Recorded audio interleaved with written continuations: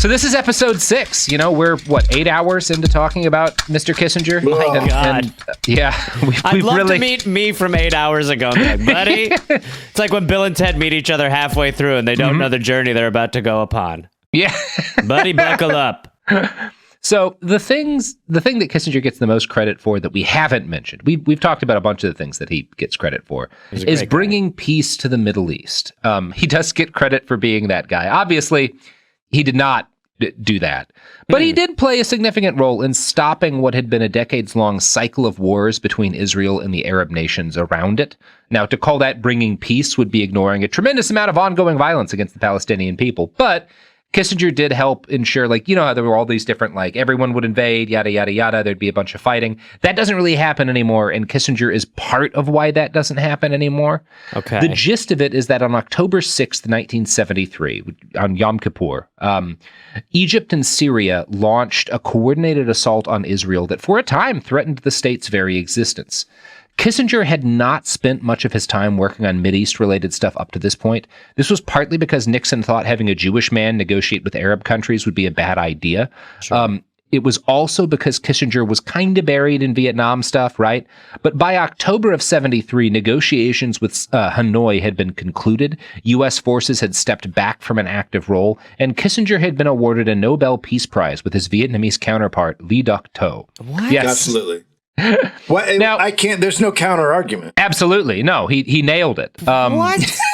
I mean, the Nobel Peace Prize really doesn't. I mean, they must hit sometimes. I'm just familiar with a lot of the no's, though. It seems mostly to be misses in my experience. It's when he got that's called the Nobel Peace Prize.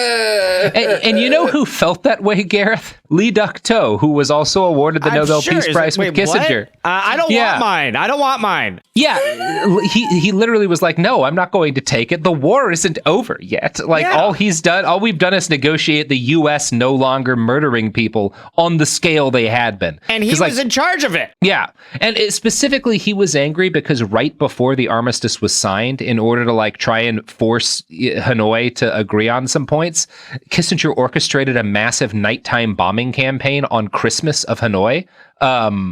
They didn't bomb on Christmas Day, just the day before and a bunch of the days after, but it gets called the Christmas bombing campaign. We're worried we'll hit Santa. I don't want that jolly blood on my hands. So Lee Duc-Tho was like, I'm not going to take an award for peace with this guy. Yeah. Fuck him.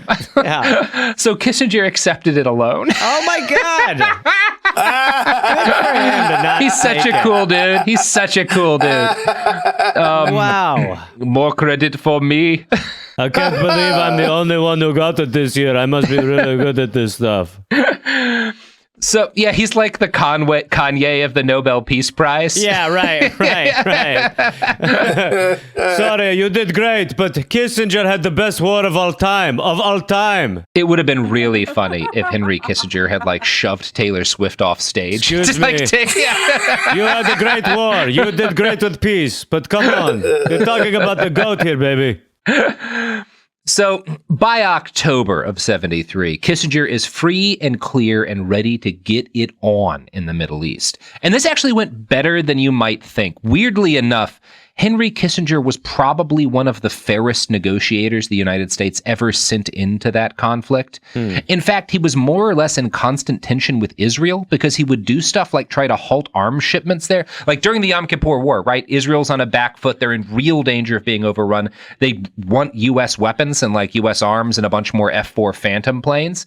And Nixon agrees to give them to him, but Kissinger's like, we're not giving them anything until they can arrange for commercial flights to ship the weapons to them. Because I'm trying to negotiate with Syria and Egypt. Wow. And if they see U.S. military aircraft landing in Jerusalem to give the Israelis weapons, that's going to fuck up my negotiations. Oh. So he's actually really unpopular with a lot of folks in Israel because he does stuff like this.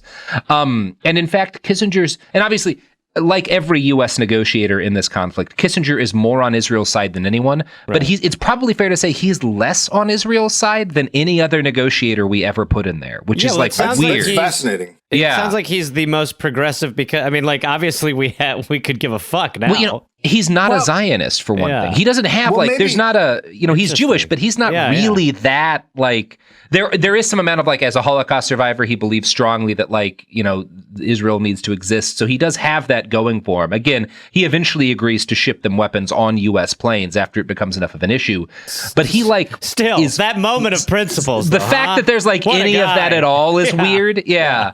He probably had like a little Nixon on his shoulder who was like, I know you're just going to be a Jew about this. He was like, no, I will not. I will not devil Nixon.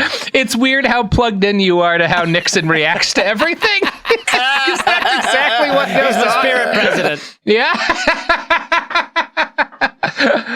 Oh, man. So Kissinger's best relationship in the Middle East wound up being with Anwar Sadat, the president of Egypt. The two, like, were legitimately good buddies. They would kiss each other on the cheek. Like, they liked each other. I finally found the one. Meanwhile, Kissinger and Golda Meir, which was the leader of Israel, had a really contentious relationship.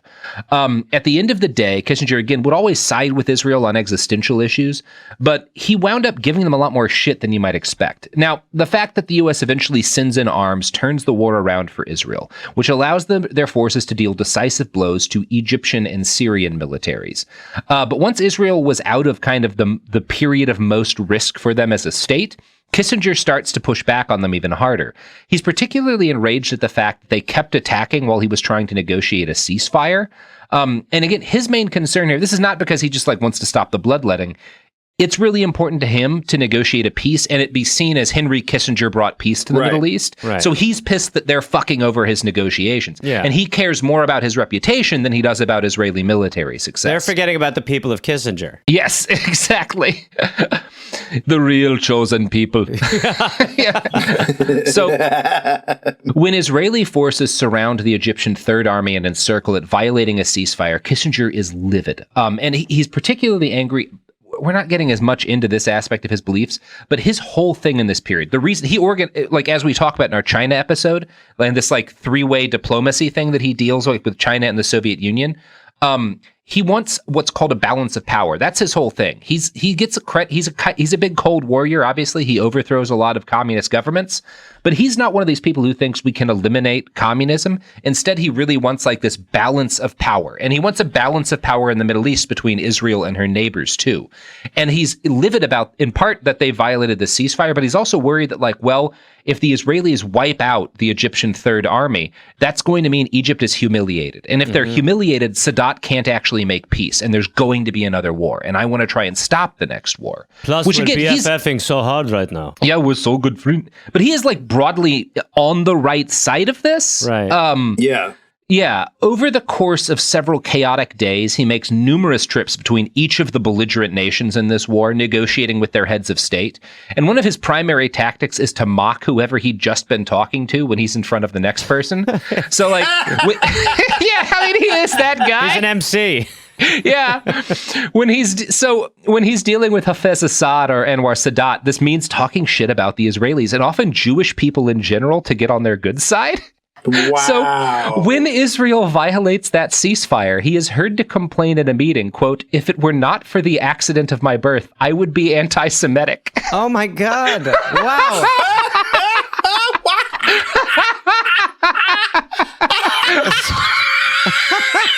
On another occasion, he says, quote, and I need to remind you, this is a Holocaust survivor saying this. Oh boy.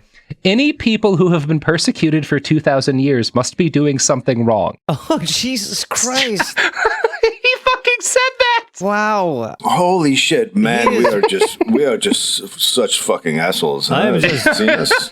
Gosh, listen, I'm on fire. I'm just riffing right now. This is some good thing. Someone write this down. Oh, don't worry. I'm wiretapping myself. He kills at the clubs in Damascus. Yeah.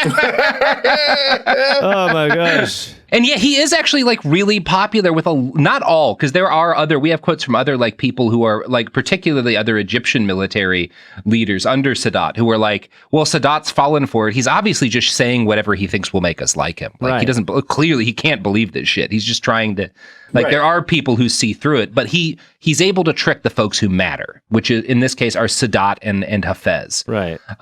So all that aside, this period is, again, broadly speaking, the one where Kissinger does the most actual good. But it's worth noting that even when he's on the right side of things, I think negotiating an end to a war is generally the right thing to do when there's a war. But even when he's on the right side of things, his ego plays a massive and often toxic role in how everything shakes out. See, while all this is going on, Nixon is barreling towards impeachment. And a big part of why he's constantly over there, like while all of the big milestones in the Watergate case hit, like when Nixon is like ordering the cover up and shit and doing the things that will get him impeached, Kissinger's always away. Like he's like very studiously, as soon as the story breaks, like I need to be overseas as much as fucking possible. So is it possible he's competently trying to negotiate Middle East peace because he's trying to save his own ass and doesn't want? Yeah, that is literally what's going on. Because he's not a dumb man. He sees that Nixon is fucked. So he's like, well, I can't just be doing nothing.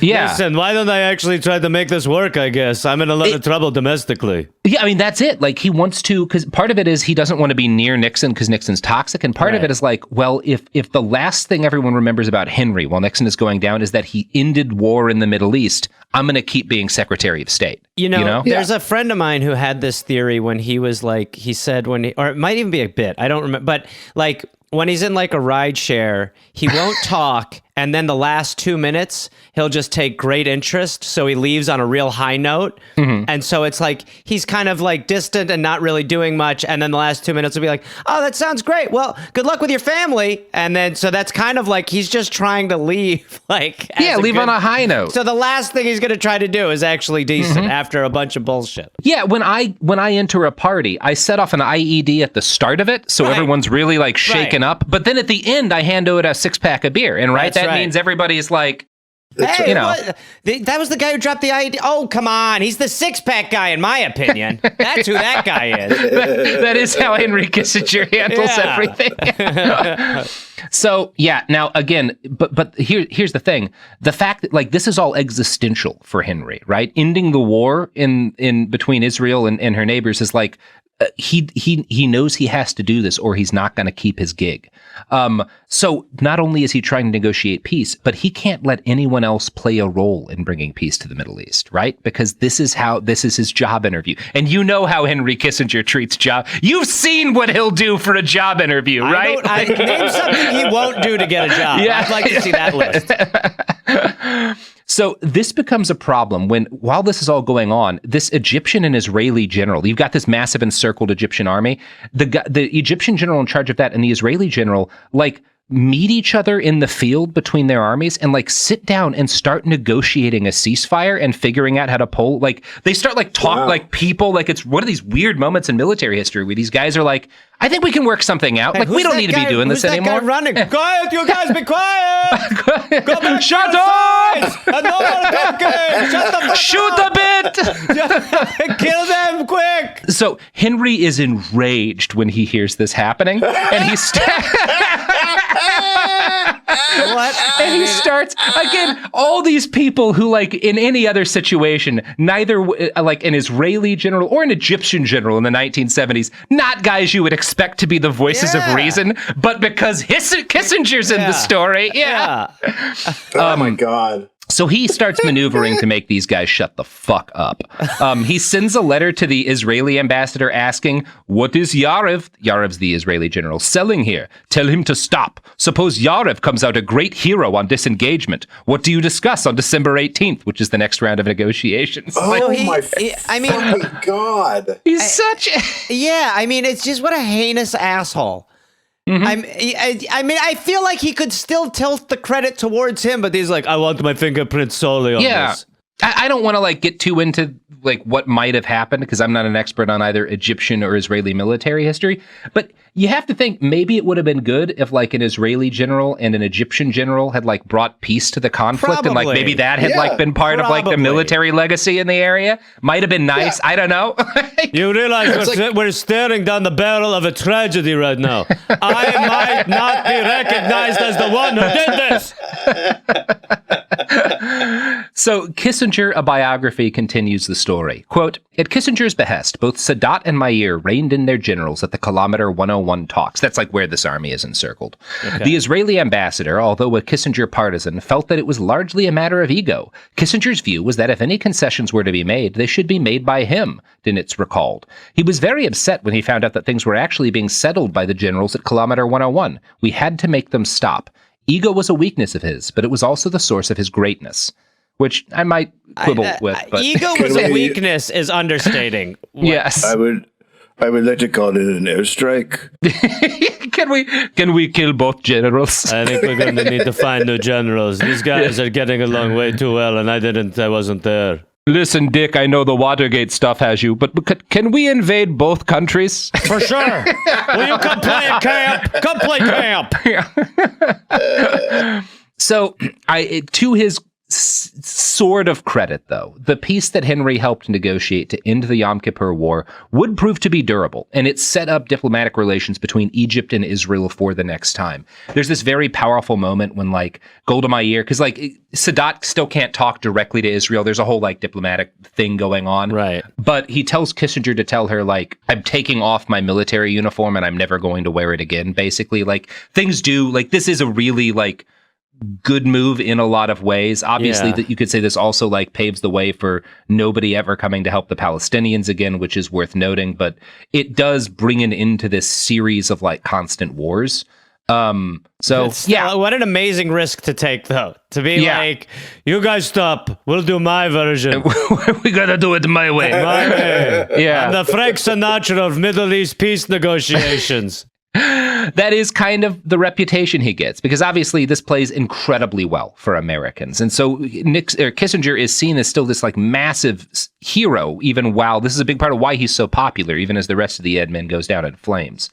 Now, this inaugurates a period of what comes to be known as shuttle diplomacy. That's a term you'll hear associated with Kissinger all the time. And it's him fly all these different countries in the Middle East and in Africa, him flying from like capital to capital for weeks on end, doing these negotiations where he's always the man in the center of things. Mm-hmm.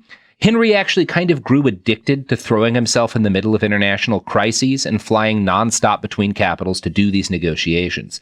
It was this and the popularity he earned from being seen as a peacemaker that guaranteed him to keep his job in Ford's cabinet.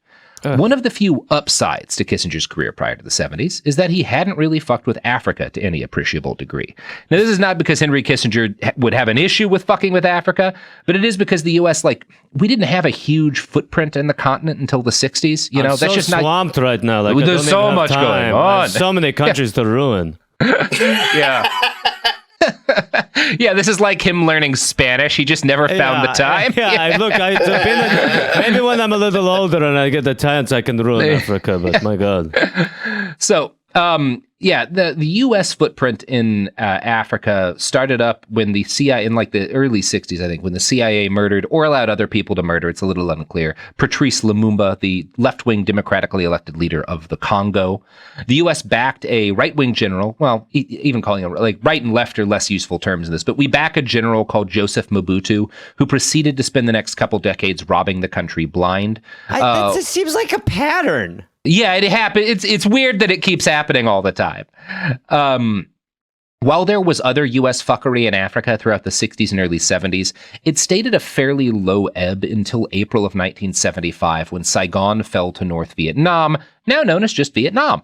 1975 was known by some in the media as the Year of Intelligence, not because any particularly good decisions were being made, but because Congress was investigating the presidency over Watergate, and there was this big flood of public questions about clandestine foreign actions carried out under the aegis of Cold War politics. A lot of the stuff we were talking about in episodes like 2, 3, and 4 had started to leak by this point, and so people are like, there's this big national discussion about like, well, what should we be doing should we have like a CIA? Like, should we maybe, and there are like the CIA gets like, there's a reforming of the CIA that occurs in this period. That always works. And it held. You can question the degree to which it mattered. And it held. Yeah. It may have made them less good at doing the bad things that they did. But not for lack of try. Hard to imagine. It's the reform in the CIA is the difference between overthrowing Salvador Allende and those like U.S. guys pissing themselves in Venezuela after getting like arrested by fishermen. Right. Wow. For Henry Kissinger, though, the year of intelligence was a year where he spent trying to reorient the United States towards a new anti-communist conflict. His target this time was the nation of Angola. Now, Angola is a mid-sized African nation located on the southwest coast of the continent, directly under the Congo and directly above Namibia. It's close enough to South Africa to get fucked with, but not so close that they can just send troops right over the border, which is a better place to be than directly bordering South Africa in this period. In 1961, the people there decided to have themselves a good old-fashioned war of independence, which lasted 13 years, killed tens of thousands of people, and only ended when a coup overthrew the dictator of Portugal. Now, this coup was, by the way, very weird. Most sources will describe it as a left-wing coup against the dictator. The reality is a lot more muddled. The guy who winds up in charge of Portugal on paper is a monocle-wearing general who's like I love him already. Yeah. Yeah. I mean, I'm in. And he's not really leftist, but the powers behind him are some very left-wing army officers. They form a new democratic government, which includes several elected communist leaders. So Portugal has like elected communist deputies now. Okay. Henry Kissinger flips the fuck out at this. He is certain the country will fall to Soviet influence. Interestingly, like this détente he's worked at with the Soviets, a big part of it is this idea that like, well, the Soviets have their sphere of influence in the East, and we have like the West has its sphere of influence in Western Europe. And the Soviets kind of hold to that here because they don't get involved in Portugal. They don't like try to push things further in their direction. Henry is like convinced they're going to, and is absolutely wrong. He caught paranoia from Nixon. He was like, well, yeah. Portugal eventually elects other people. Like, again, the government stays fairly left-wing by his standards, but like it does not, as you might notice, it does not join the Iron Curtain, Yeah, right. Kissinger is just like, we have some quotes from him. He's absolutely certain that like they're about to go full Stalinist, because again, he's wrong about most things, actually. He does not have a good understanding of like what's going to happen anywhere. No, it's just almost at this point he's hung around so long that you're kind of just like, I guess he must know. I mean, he won a Nobel Peace Prize. Like, you're like, he must know something. I think it's worth looking at like what happens, like Henry's expectations for what's going to happen in Portugal versus what happens, and then think back to Chile, where like Henry's like, oh, Allende is going to lead to, they're going to go full communist, and it's going to be, no, maybe if Allende had stayed in power, there just wouldn't have been a dictator, and things would have been fine, and they would have had a lot less problems than they. And let's see the communist version play out. How many people die in the communist version? Yeah, probably less. The puppets that we put in power are not like these amazing like peacekeepers. It's just like we're like the Midas of genocides. Yeah, exactly. So the biggest international result of the coup is that the new Portuguese government had no stomach for colonies, right? They negotiate a treaty with the three largest militant groups in Angola in 1975. These were the FNLA, the MPLA, and UNITA. The non-acronym names of all these groups are in French. I'm not even going to try that. Dave, you can do it. Dave has absolutely not. What you need to know is that the MPLA were Marxists, right? Kind of Marxists. They were formed, at least the organization had been formed by members of Angola's intelligentsia who were Marxist, and Marxism had like a big influence on the MPLA. Unfortunately, meanwhile, so that's one faction. The FNLA and UNITA are generally described as being right-wing groups, but this is one of those things where like grafting Western political terms onto the civil war in Angola does not work great. All of these groups, even the ostensibly Marxist MPLA, are very tribal in origin. And by that, I mean like they are based on specific tribal grievances and tribal like arguments, right, that are going on in the region, as opposed to like being clearly like, well, we're pro-communist or we're anti-communist. Like that's really less of what's going on. We're getting shirts made. Yeah. Yeah. For an example of how useless a strict ideological lens is here, UNITA was initially very left-wing in its messaging, attacking the United States as, quote, the notorious agents of imperialism. UNITA's fighters were literally trained by North Korean soldiers. But by the end of the civil war in Angola, they had been receiving arms from the Reagan administration for years, brokered via their paid representative, Paul Manafort. Oh my God. So, what the hell? That's the kind of war this is, where like UNITA starts off being like, we're going to end American imperialism. And by the end, they're like, Paul Manafort, get us weapons. If you're going to a party, get next to this Manafort character. He is a good time. Yeah, for just like to show you how weird this is, technically in the Angolan Civil War, Paul Manafort and North Korea are on the same side. At least. I feel like Paul Manafort's 250 years old. Yeah. I mean, and by the end, it is fair to say that, like, by the end of the Civil War, UNITA's, like, leader, Jonas Savimbi, is calling himself an anti-communist. That's his messaging. But he's less about anti-communism than, again, there's specific local grievances he has with the MPLA. And, like, that's more why they're fighting than that he, like, believes strongly in anti-communism. He just knows that's how you get weapons. Right, you know? okay, that's right. He's just speaking the language, right. Yeah, and when North Korea is training his guys, he's not into Juche, you know, he's like, he wants the dudes to train his guys. Yeah, right. Now, the FNLA is led by a guy named, and that's the other usually called a right-wing faction, is led by a guy named Holden Roberto, who used to work with Savimbi before Savimbi formed UNITA. I know this is a very complicated conflict, I'm sorry. They're generally described as like right wing, and they did receive aid from the CIA. So that would like, okay, yeah, definitely right wing getting aid from the CIA. They also got military aid from China, Romania, India, Algeria, Zaire, the AFL-CIO, and the Ford Foundation, or at least aid of some sort. So again, the sides here are just fucking baffling. They're like the Tinder swindler. They're just like working every side. Yeah, China, the CIA, and the AFL-CIO shaking hands over backing the FNLA. Some agreement, it's like Big Brother. Wait, you guys here too? I didn't know you were here. This is amazing. The Ford Foundation. well.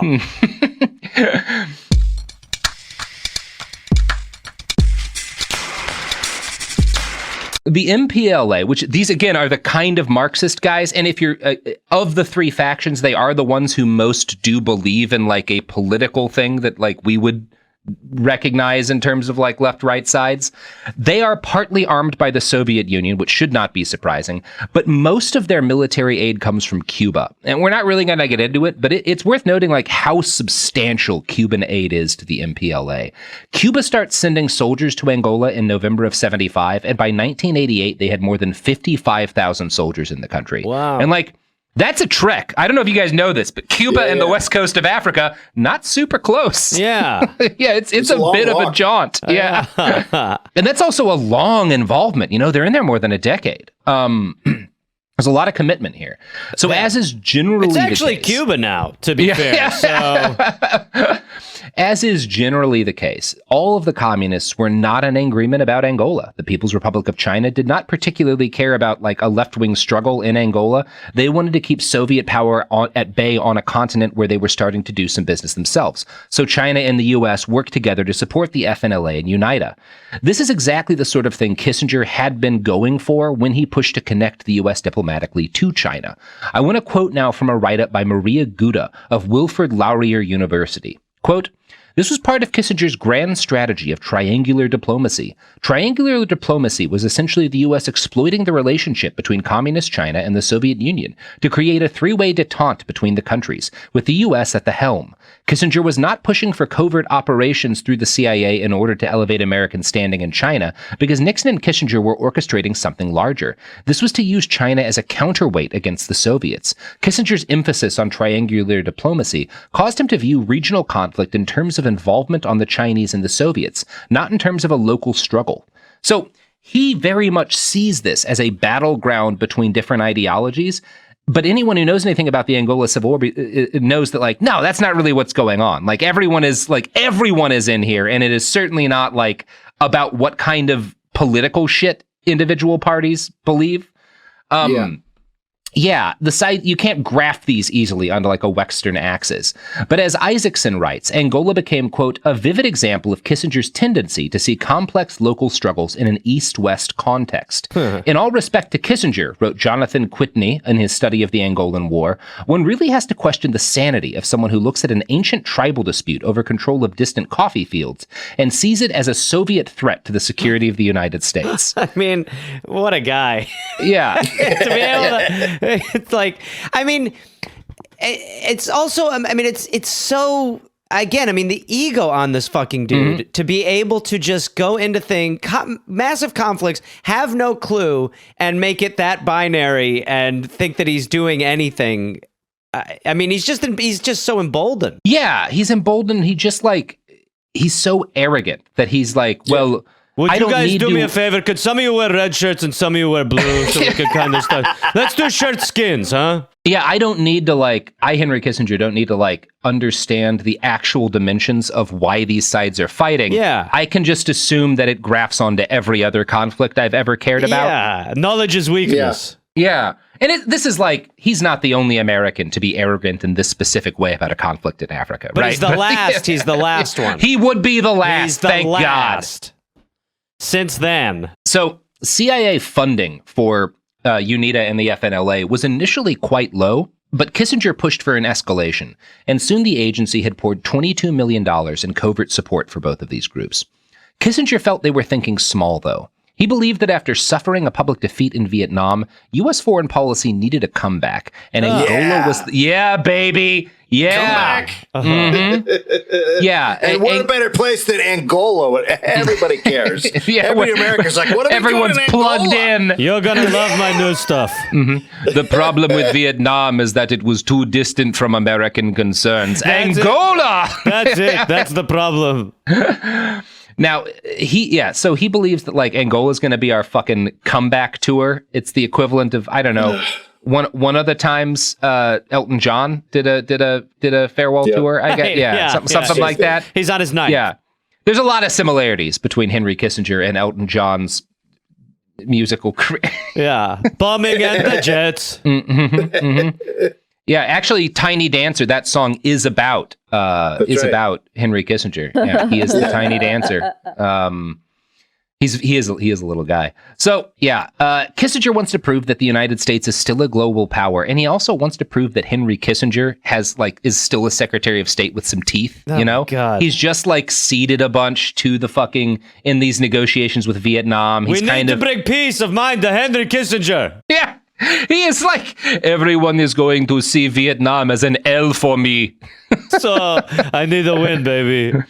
So, yeah, you could kind of see his attitude in Angola as the powerful sociopath version of buying a sports car to impress 20-year-olds. Right. When you're, an old man. Yeah, right. He's in his midlife war crisis. And the people around Kissinger are a lot less bullish about escalating involvement in Angola. And in fact, this includes the fucking CIA. But they had really big shoes to fill, to be fair. Yeah, they're just we don't want any part of this right now. Wow, you guys are really negative. Yeah. You guys, it's Angola. It's Angola. This is a win. Gotta be a fucking hole-in-one, baby. In June of 1975, Kissinger holds a meeting with President Ford, the Defense Secretary, the Joint Chiefs of Staff, and the head of the CIA. They discuss the invasion of Angola, and while most of that meeting is still classified, we know Kissinger urged what he called a diplomatic offensive. Quote, "If we appeal to the Soviets to not be active, it will be a sign of weakness." He played on stereotypes of Africa as mysterious and wild, claiming, "It is an area where no one can be sure of its judgments." Next, Gouda writes, quote, "Revealing his talent for manipulation, Kissinger used daunting and dramatic language to illustrate the situation in Angola as he saw it. By giving the impression that there was no way to tell how the Angolan Civil War would play out, Kissinger pushed forward the idea that the U.S. had better get involved in Angola through tangible or covert means before it was too late. The U.S., through the CIA, needed to support the FNLA and UNITA to prevent the dominance of the Soviet-backed MPLA. This view wholly disregards the idea that the Angolan Civil War was indeed that, a civil war. Kissinger was positioning Angola in a wider East versus West context." Oh my God! You got Biggie, you got Tupac. These guys. I mean, only the United States can want to be in, like, only the United States can be sold on getting involved in a conflict where he's like, we have no clue what's going on, so we got to get our hats. We got to really throw our dicks in this one. Come on, guys, let's get moving. It could be crazy. This is one where, like, the U.S. actually doesn't really want to get involved. Like, this Kissinger is the one pulling everyone else in here. He's a marketing wizard. Yeah. And based on his urgings, the CIA comes up with a plan called IA Feature. It was a covert paramilitary operation in which U.S. military advisors and special forces would be sent to Angola in a manner basically identical to how U.S. involvement in Vietnam started. Okay. Kissinger's literally like, let's do that again, baby. Let's see. It goes pretty good when we do it. This is how I get to bomb Namibia. That's on my vision board. He has dreams of flattening the Congo.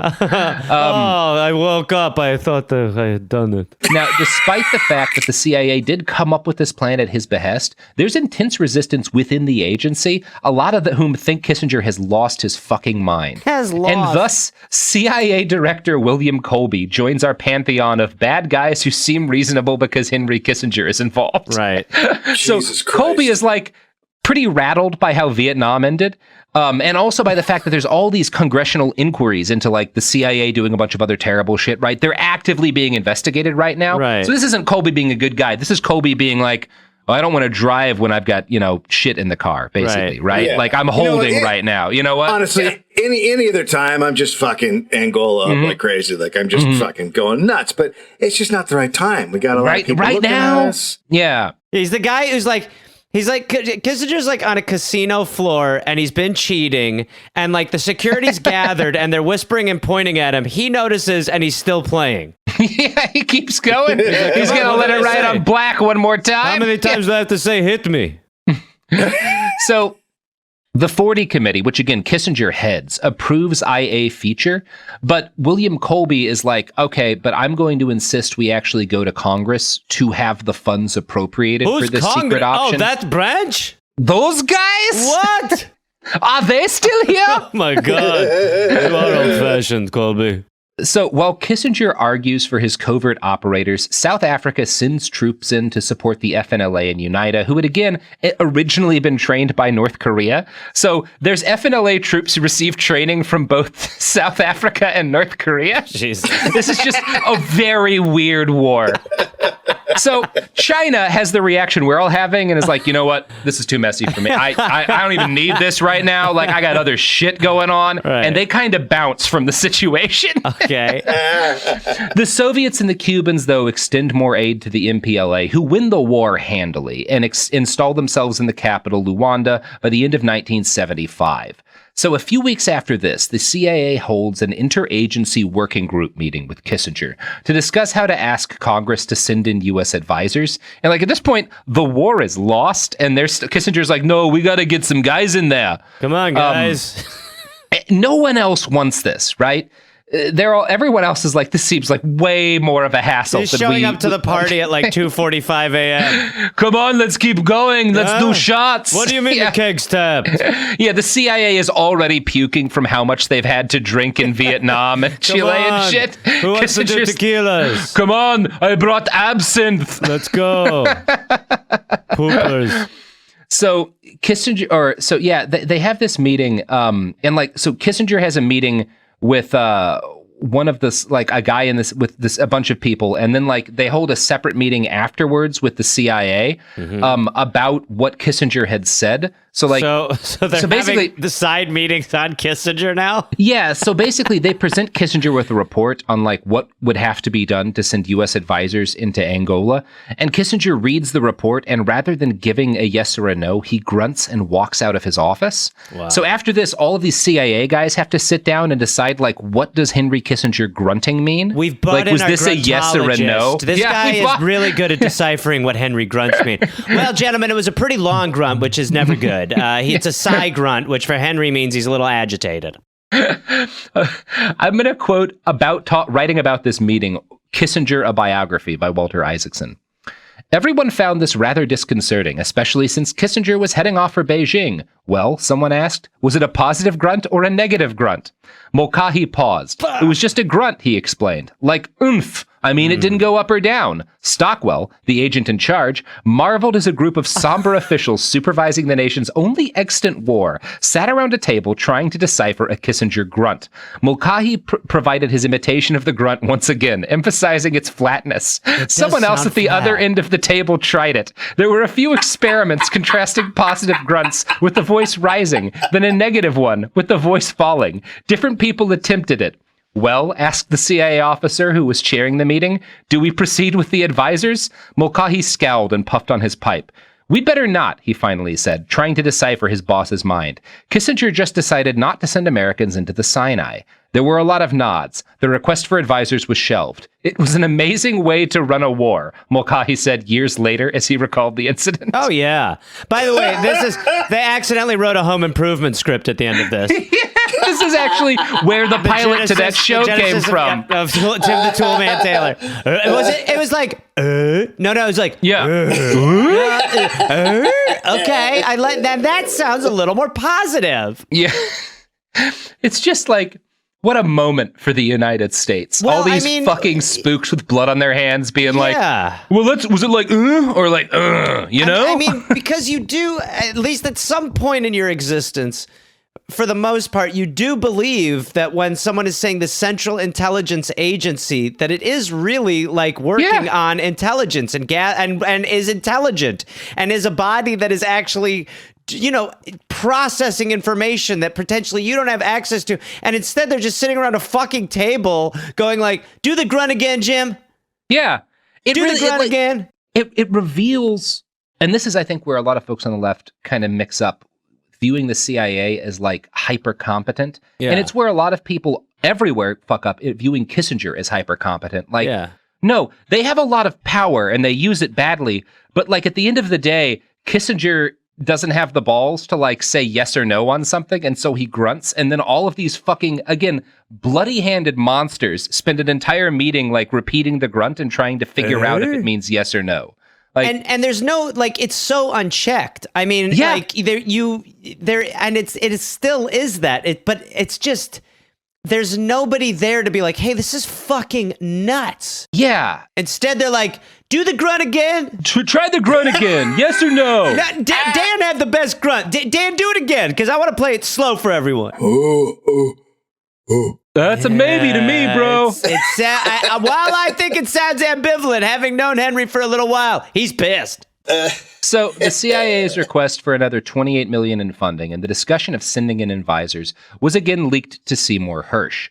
Congress cut off all aid. He puts out an article about it. Congress cuts off aid to Angola as a result of this. Kissinger does not get his way, but the CIA money he'd already funneled into UNITA helped the group stay alive.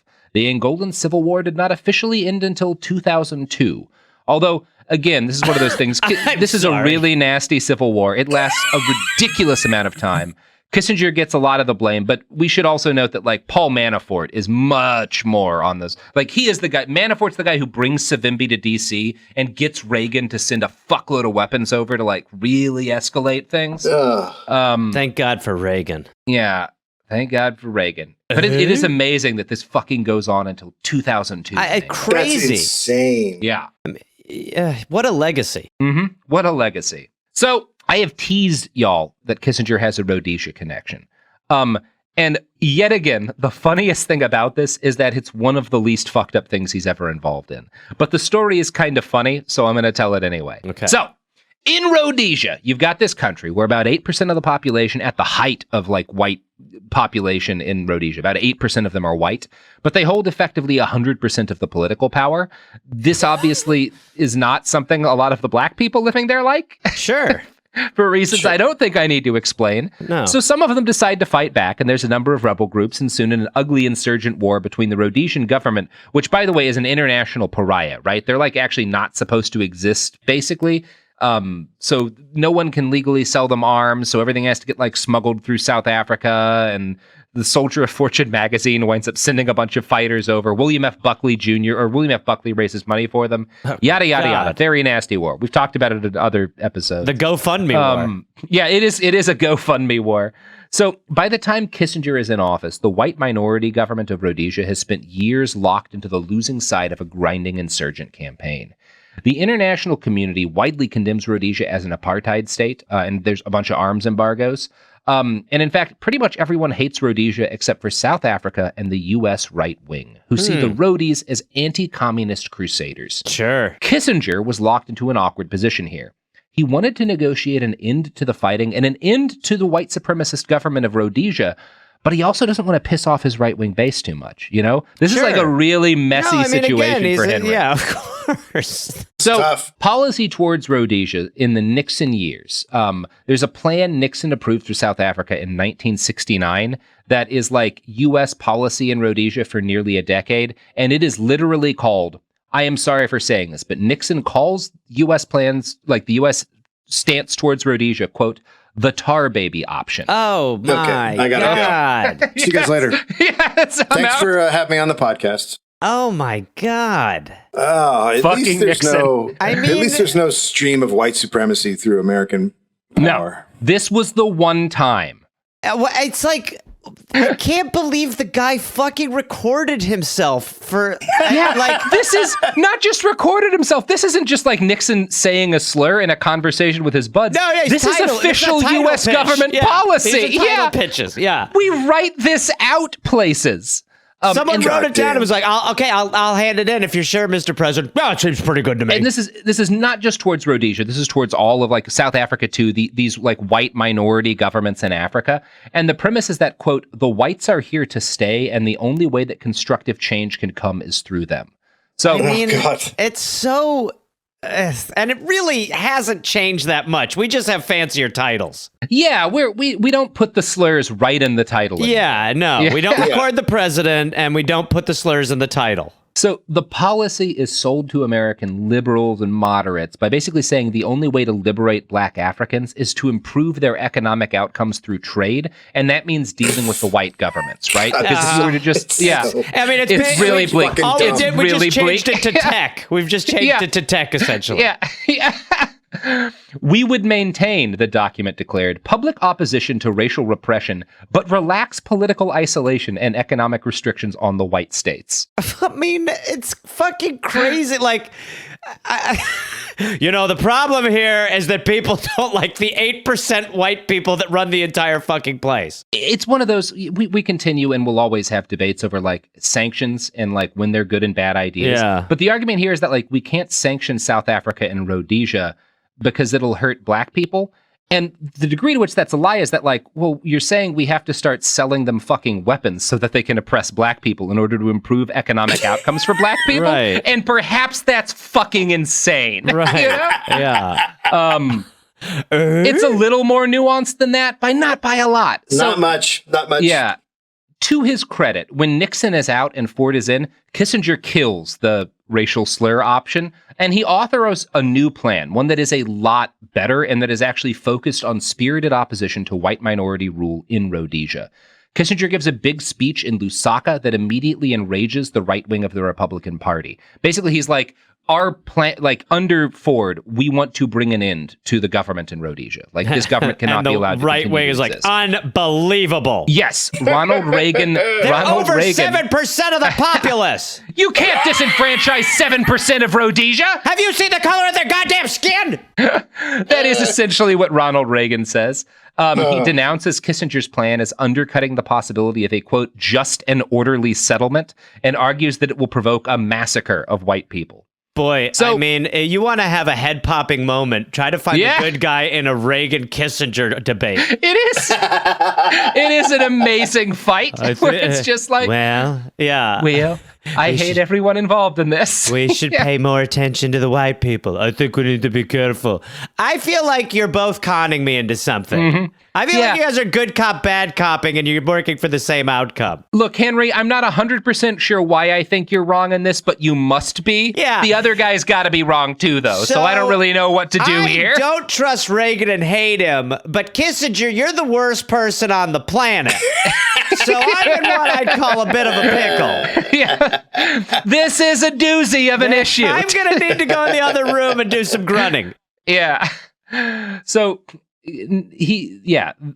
what's happening here is that Kissinger is trying to wrench U.S. government policy in Africa away from supporting explicitly racist regimes in Africa.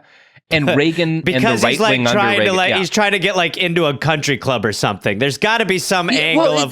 I mean, obviously, it's the same reason he does anything, right? He wants to be seen as being the guy who negotiates the end to these big issues, and he's trying to. I think he recognizes by this point that, Republicans aren't going to stay in power forever, but I, Henry Kissinger, want to have a shot at being in power still, and maybe if I get rid of this bad government in Rhodesia, people will be like, Henry K., let's give him a gig, Right. He accidentally stumbles into the proper outcome because personally he wants to end it. And so he sees the way to end it is actually the way that's good. It's we're lining up Henry's personal interests with a prudent solution. And that eclipse is very rare. Yeah, he's like a guy who stops a home invader from murdering a family, but it's later found out that it's because he was hitting on a 15-year-old girl, he was trying to flirt with their daughter and stuff. It's that sort of situation where it's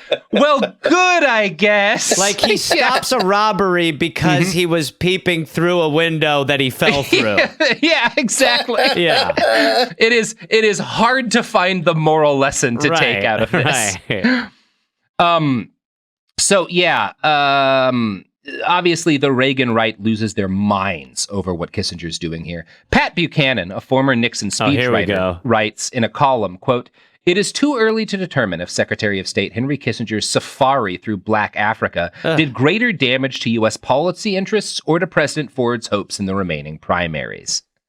I mean, again, it needs to stop where this never ending, what does it do to your reelection chances shit. It's we're so conditioned to that being how we operate and do everything, as opposed to actually just trying to do the thing that does long-term good. And why would you do the thing that does long-term good? Is my question, Gareth? Exactly. Yeah, you're right. Exactly. You're right. I mean, it's true, but it's I don't know. It's a foregone conclusion now that everything is viewed through the prism of what does it do to the poll numbers. Can I just say, take off your masks? Yeah. Right. So Kissinger did not achieve a tremendous amount in Rhodesia while he was Secretary of State. He got Ian Smith, who's the leader of Rhodesia, to agree to a 2-year turnover from minority rule to an actual democracy. But the way he did this was by assuring Smith that black moderates had agreed that during the turnover, whites would remain in control of the military and police. This was a lie. The black people in Rhodesia, the black moderates in Rhodesia, had never agreed to this. He's just lying to Smith to get him to agree to this. Awesome. It also feels like anytime there's a 2-year deal that you're that's just your way of letting it sort of settle so that you can continue the fuckery. Exactly. Yeah. And the story of the negotiations is classic Kissinger. He's telling everyone what they want to hear and then kind of weaseling his way into getting people to sign things that make him look good. This write-up from the New York Times sums it up well. Mr. Smith has said he agrees to the 5-point plan he made in public because he had received assurances from Mr. Kissinger that the black leaders had accepted the whole package, including Mr. Smith's addition on the white ministers. In his view, either the blacks have reneged or Mr. Kissinger misled him. The blacks, such as President Julius Nyerere of Tanzania, insist that they did not give their approval to the details of the 5-point plan, only to the general thrust of majority rule in 2 years, leaving it to Britain to work out details later with black and white Rhodesians. They say they would have rejected the proposal for white ministers. Mr. Kissinger and his aides have been evasive. On October 24th, Mr. Kissinger said on television that, "I think everybody is telling the truth." Wow! What an incredible guy. Wow. That is the best bullshit statement I've ever fucking heard. It's so much better than I believe, I'm not sure, or I don't know. Everyone's lying. It's awesome. I think who is the bad guy in Rhodesia? Nobody. I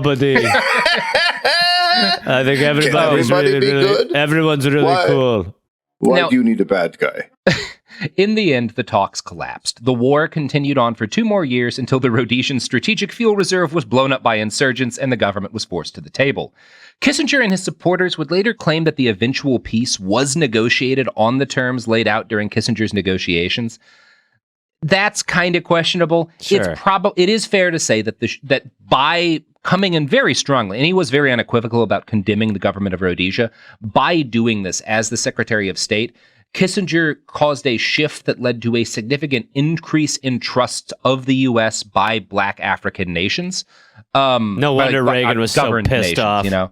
Yeah, obviously. So it's one of his better moves from an ethical standpoint. But it's an ego move still, right? Everything is an ego move. Right. And obviously, it's a sign of how much more fucked up things become, that doing this broadly good thing causes the beginning of the end of his career in politics. Of course. It's like, you can't help the black people. That's it. You're done. Yeah. That's it for you, Kissy. But to be fair, it worked for me. That's why I did it. We know, Henry, but we know, buddy.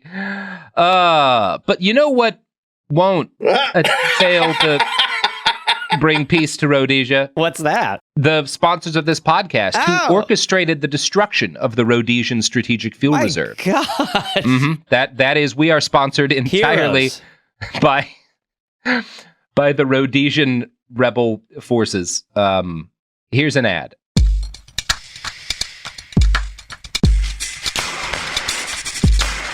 We're back. Good stuff. Yes. Good times. So, yeah, on the whole, Kissinger's last year or so as Secretary of State involved his least number of war crimes per month, which might point to personal growth, but probably points to the fact that he and Nixon had just exhausted the U.S. government's ability to do shady shit. We needed a breather, right? We had to take a breather. It took us a few years to get geared up for Reagan, you know? Sad. He's been... Go ahead, Dave. We've just killed so many. There's like no... Mm-hmm. Like, what do we dig them up and kill them again? Like, it's just hard.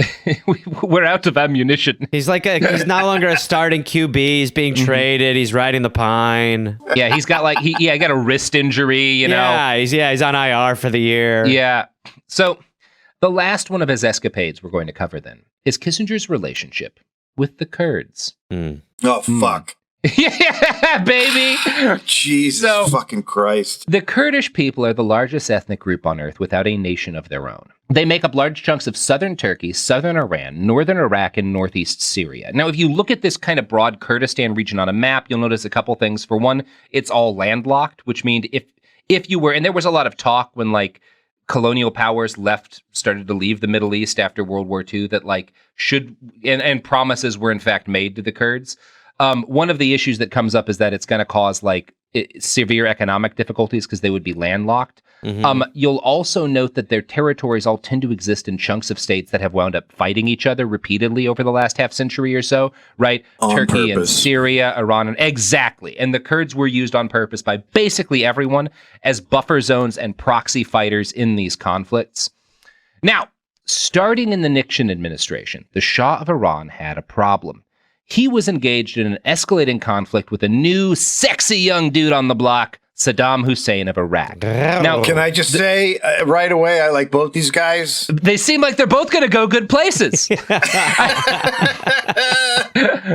So the Shah decides he wants the U.S. to arm Kurdish fighters in order to give Saddam some trouble and ease up pressure. The ostensible leader of the Kurdish people's struggle in Iraq at this time is a guy named Mustafa Barzani. Now, Mustafa had been leading his people in battle against the Iraqi state prior to Saddam taking power for like a decade at this point, and he had repeatedly begged the United States for aid. The U.S. traditionally did not like Barzani because he had spent a decade exiled in the Soviet Union and had some socialist-y tendencies. But the Israelis and the Shah had experienced great luck in using the Kurds to keep Saddam, who'd taken power pretty recently, off of their back. Kurdish rebels tied up 80% of the Iraqi military during the 1967 war against Israel and are probably a big part of the reason why Iraq did not join in that war. In April of 1972, Saddam signed a treaty of friendship with the Soviet Union. This finally tipped things for the Nixon Treaty of administration. friendship is just a great term. I mean, it is a nice term. We're like buds! It's like when I signed with my BFF when I was 7 at a treehouse. Yeah.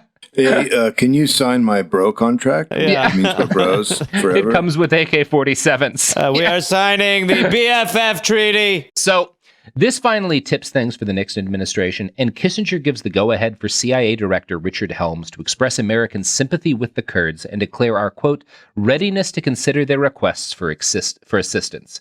Next, from a write-up in Foreign Policy, in early 1974, Saddam violated the terms of the March Accord and unilaterally imposed a watered-down version of autonomy for the Kurds.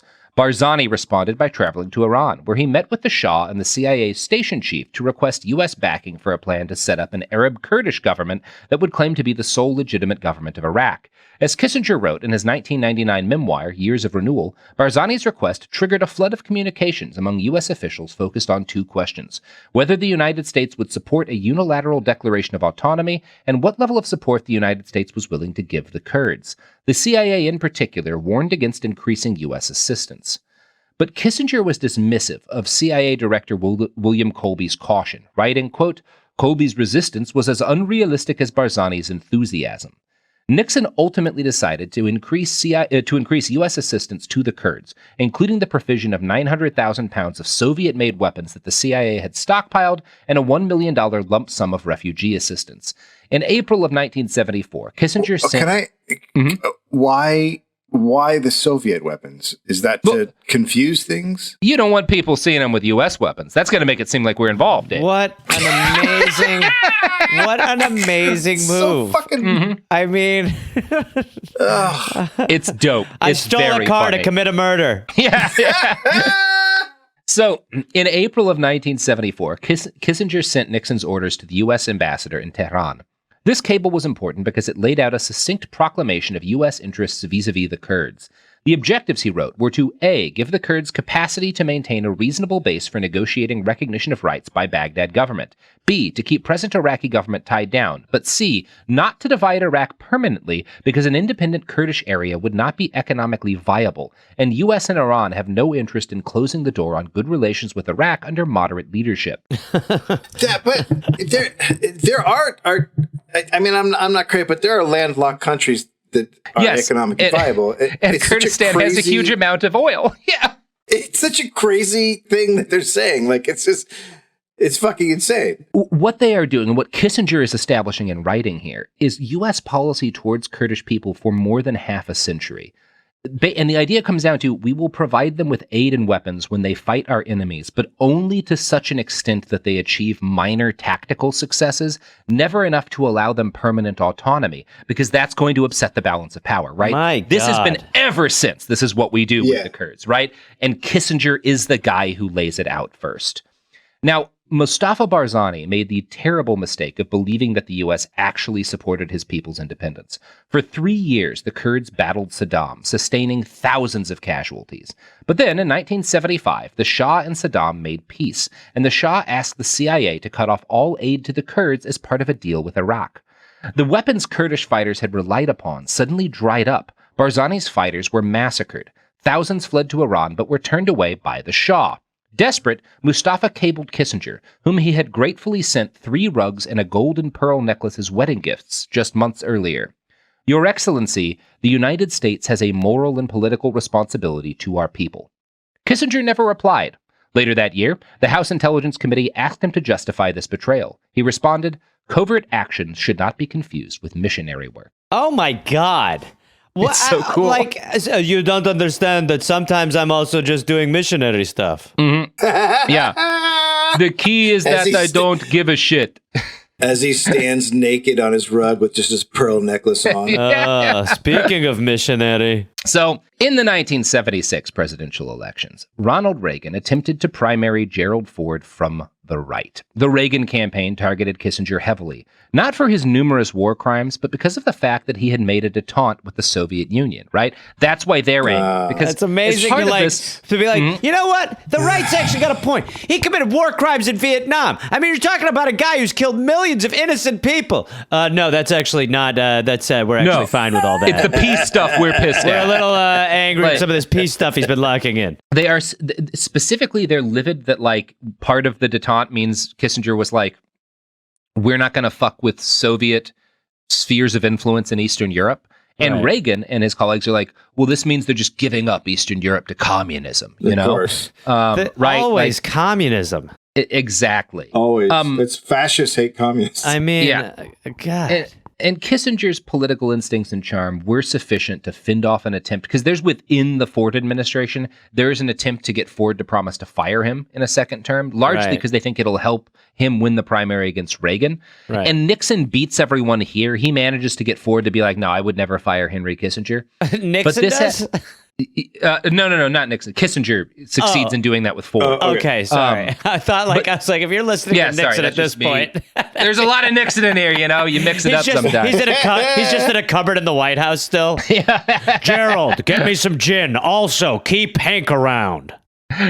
So the fact that Henry wins the fight within the Ford administration means that he becomes like a major marketing term for the Reagan campaign, right? Like they do not stop. In fact, they instituted a plank in the Republican Party that year that's basically the anti-Kissinger plank that says like, you will never accept that like communist states should exist anywhere. Essentially, that's kind of what they do. Okay. It's just stabbing him in the heart. Yeah, it is. It's amazing. And it's a mark of like how much he fucked things up that you can't even feel good about his downfall because he's replaced by people who just suck even more. Yeah. Yes. So Ronnie felt the spheres of influence that Kissinger had established with the Soviet Union were giving up the Eastern bloc to communism. He also attacked Kissinger for negotiating with Panama's new government because Henry was willing to give the Panama Canal back to the Panamanian people. But they have no right to the Panama Canal. But yeah, oh my God, why would they get it? The right wing was so, and Reagan wrote that thing, but they were so fucking mad Come about on, it. No, they have no claim to that canal. Yeah, Reagan said in a speech, we built it, we paid for it, and we're going to keep it. Oh my God. Refer to our two-parter on the U.S. and Panama for more on that one. So Reagan's primary attempt failed, but by struggling against the rising far right, Kissinger had hammered the final nail into his political career's coffin. In the Ford administration's last days, a dark alliance materialized, and, smelling blood in the water, they acted to cut Kissinger off from any future career in Republican politics. The three main members of this alliance were Paul Wolfowitz from the CIA, Vice President Dick Cheney, and Secretary of Defense Donald Rumsfeld. Oh my God! Oh, baby! Yeah! It's like there's 4 Kissingers. It's like killing Satan and then 3 winged demons fly out of him. Yeah. No! It's so funny. It is so funny. Finally, God, some it's good really guys. Funny. And in fact, so Kissinger, like Rumsfeld, he sees as almost like a protege. Like he and Rumsfeld are very close. And when Rumsfeld turns against him, Kissinger describes him as, quote, the rottenest person I've known in government, which is Henry, from you, utterly meaningless. Honestly. Like absolutely meaningless from you. I mean, you're not 100%. allowed to. Yeah. It's so funny. It's so funny. So it's not funny for all the people who are going to die, but it's funny in like an existential sense. Like if you're an alien looking at all this like a TV show, it's pretty funny. Yeah, you'd be like, well, why don't they get a good guy? You're like, well, it's really hard to explain, but they just don't. If you can't laugh at all the people dying, are you an American? Yeah, no. The answer is no. By the way, the first time that Nixon heard that Kissinger was working with a guy named Rumsfeld, he was like, well, pour him in a glass for me. Get some ice on it. Sounds fucking delicious. Put some celery in it. Mm-hmm. So Rumsfeld and Cheney worked within the White House. Oh my God, Kissinger. I can't believe I got to hear their names. I know, baby, I know. While Wolfowitz is part of the CIA's Team B. Now, Team B is an intelligence review board set up by Gerald Ford as a sop to the far right. The Reagan conservatives, who he's, again, trying to win over and get behind him so he can win the election against Carter, the Reagan conservatives were certain the agency the CIA, had been underreporting Soviet military power, because the Soviet military in like the early chunk of the Ford administration is like, they're actually not doing great. Like, they're like, we really don't need to keep buying a shitload of weapons. Like, they don't have the kind of military assets that we've been saying for years. We now are getting a shady CIA inside of the shady CIA. Yes, this is like this. It's like a Russian nesting doll of the CIA inside the CIA that's even worse than the other CIA. So the Reagan conservatives were certain that the CIA had been underreporting Soviet military power, and Team B was basically, Ford gave them Team B so that they could get new appraisals that showed that the Soviet Union was actually increasing their military assets. So basically, essentially like what would eventually happen with Iraq, where you're like, look, I'm not liking the the non-distilled information. Give me a bunch of bullshit. That's exactly what's happening, and one of the things that's fascinating here is that, in essence, this is a return of missile gap logic, right? Which Kissinger helped get off the ground. But now, because he supports this détente policy, and that's like his big claim to like fame within, his career, that he reached détente with the Soviet Union, he's on the opposite side of like a missile gap bullshit myth, right? Oh man, this is that the moment for him. Leopards ate my face. Yeah. I never thought it could happen to me. Yeah. And then they came for the Kissingers, and there was no Kissingers left to speak for me. It's the same thing as like Dick Cheney speaking out against the Trump administration and watching his daughter get slandered and stuff. And it's what it's going to be in 20 years when, Trump is welcomed at a president's funeral and we're going, Trump really wasn't that bad. I like the way he said we shouldn't nuke everyone on Earth, as opposed to the next guy who nuked everyone on Earth. Yeah, I mean, Jill Biden handed him a piece of peppermint candy. He's not that bad. So, former CIA analyst Melvin Goodwin later said of Team B, quote, "They wanted to toughen up the agency's estimates. Cheney wanted to drive the CIA so far to the right that it would never say no to the generals." Not how estimates work. And again, you this don't is the toughen up estimates. Like, they're estimates. Yeah. Pause this and listen to our episodes on the Dulles brothers, and then realize that Cheney's like, I want them further right than that. That's not nearly right-wing enough. No. That is the craziest fucking thing we've heard yet. Bug fuck. It's like someone in a gangbang being like, I want more orifices. Not enough holes here. I can't stick my dick in enough stuff. So, in December of 1976, as the Ford administration prepared to hand over power to Jimmy Carter, the CIA finished and released a 55-page report. Greg Grandin describes this as, quote, "the right's answer to the Pentagon Papers, a nearly perfect negation of the document Daniel Ellsberg had leaked 3 years earlier. The scholars and policymakers who composed the Pentagon Papers represented the kind of men Kissinger disdained, experts enthralled to facts. In contrast, the members of Team B were admitted ideologues. Its members, as J. Peter Skoblik notes, saw the Soviet threat not as an empirical problem, but as a matter of faith." Ugh, what kind? I mean, it's a church. It's a war church. Yeah. It's also what's happening here, because they are against Kissinger, but as Grandin notes, they're using the kind of logic he used, right? They're with him on all of the murder crazy American shit, but they're like, he's just not racist. They're basically like, we got to get rid of Kissinger so we can worship his tactics properly. That's exactly what's going on here. And in Kissinger's shadow, Grandin continues, quote, "Previewing what would become known as Dick Cheney's 1% doctrine, Team B interpreted threats with the smallest probability of occurring as likely to occur. Absence of proof of Russian superiority was taken as proof of superiority. Team B's failure to find a Soviet non-acoustic anti-submarine system was evidence that there could well be one," noted by someone with the findings. Which makes sense. Of course. I mean, it would be. Of course, how could you not? Look, there is no evidence that I have EGOTed and won an Emmy and an Oscar and a Grammy. So that's pretty solid evidence that I in fact have all of them. Yeah, you just need to understand you have all of them. Yeah, absolutely. Mm-hmm. So in December of 1977, the New York Times published a front-page story on the intelligence findings of Team B, which provided legitimacy to the bogus estimates and ensured the next decade of defense spending was geared towards stopping a rising Soviet titan that did not exist. Oh my God. Jesus fucking Christ. Thanks, New York Times. Nailed it on that one. Star Wars on top of that, which is Star Wars proceeds directly from creation. Yeah. Like, and it proceeds directly, like Team B is laying the groundwork for Star Wars, right? So while Team B's tactics ran directly counter to Kissinger's current positions, they rested directly on what Grandin calls his philosophy of history. Henry had been an advocate on the value of intuition in assessing threats and guiding responses. Historian Anna Hessen-Kahn writes that they used Kissinger's own philosophy to, quote, belittle, besmirch, and tarnish Henry Kissinger. Had to be a tough spot for Kissinger where he was like, it's a shame that I've been vilified, but goddamn do I love the way they did it. So me. Everything that's why when people, you look at the current situation in Russia and everyone's like, we got to get rid of them. And I'm always like, just remember, whenever the U.S. gets what it wants, it's always worse. Yeah, every time.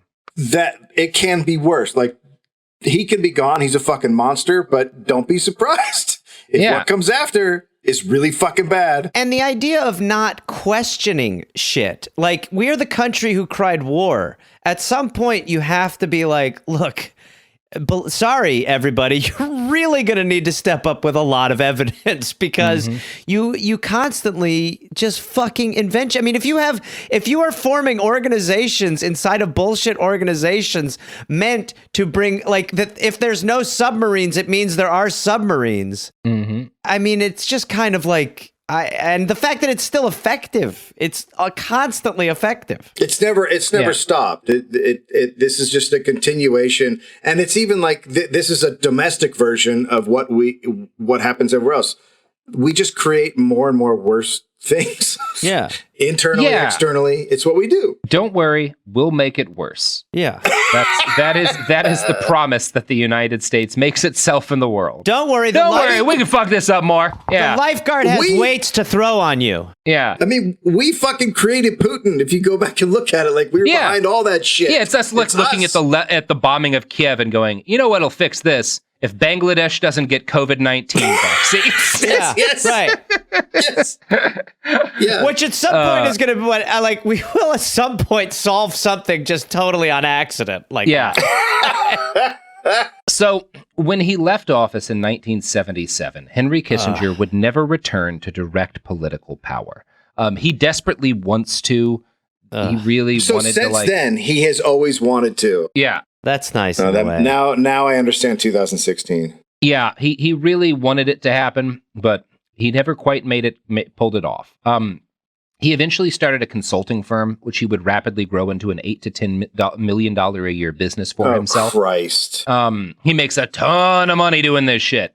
Of course he goes into consulting. Absolutely. A consultant's job is to give the worst advice. Yeah, and to make people feel good, and he's great at that. I'm a shit oracle. Now, Walter Isaacson, author of the biography Kissinger, claims that Henry was actually much more ethical in this period of his life than most former government officials who start consulting businesses.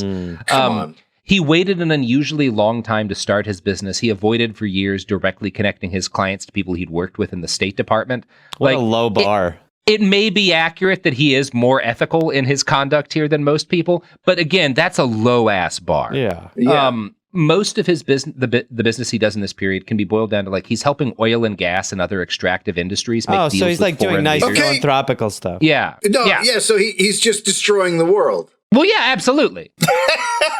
He's a middleman for the people destroying the world. Let's be clear about it. You know, he's making connections between people who are willing to kill the planet. And to be fair, he's pining to be in charge of it again. He is.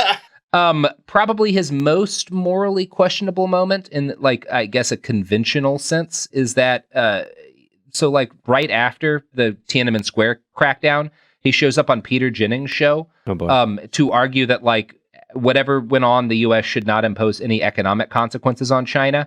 And this is, again, not due to a principled stand against sanctions. It's because Kissinger was working on a massive business deal that involved the Chinese government and several large corporations. And here's the thing. He's working as a journalist at that point. Oh, my God. He is a regular columnist for the LA Times and the Washington Post. And he advocates in both magazines not putting any kind of economic, like doing any economic harm to China over this, which is like a ethical issue as a journalist, because again, he does not disclose that he has any of these business relationships, and it causes a minor uproar. And it's one of those things where it's like, yeah, that's unethical behavior, but also in Kissinger terms, like not even on the fucking radar, right? To most people, this is an abhorrent act, but congratulations on turning over a new leaf, Henry. Yeah. Wow, Henry, you've really improved. You really are less shit. You waited until after the thing to do something bad. Yeah. So in his post-power years, he became even more of an international celebrity. He's actually surprised when he starts doing this job. He's racking up huge amounts of money as like a public speaker, and he and his like accountant expect the value of him as a speaker. Like, well, it's going to decline over time. People will learn that you're horrible. It just gets bigger. He just becomes more and more valuable as a public speaker.